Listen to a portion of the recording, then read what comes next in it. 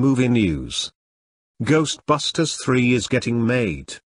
Completely disregarding the hideous agenda-fueled 2016 train wreck no one wanted or asked for.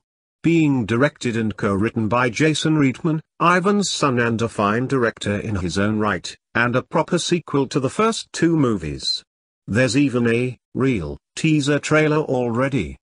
Now I'll lay my cards on the table. Ghostbusters is one of my favorite comedies, and one of my favorite films period, of all time.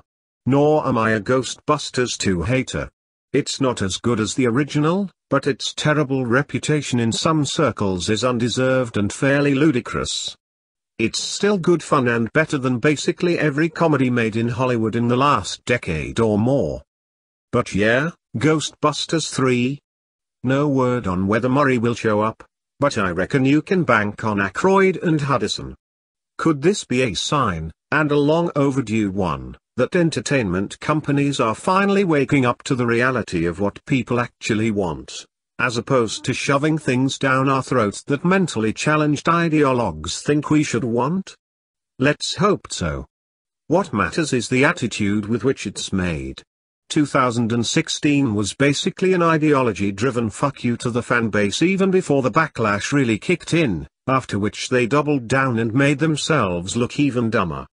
This is a real sequel to the original movies, made by a talented director with GB in his blood. Doesn't mean it will be everything we want it to be, but the omens are better than the 2016 farce already.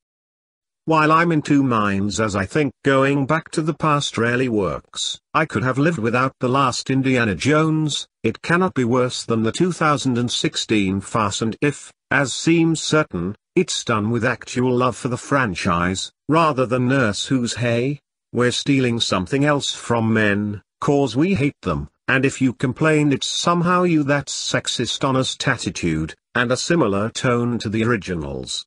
I honestly cannot deny that I feel a little twinge of nostalgic fanboy excitement.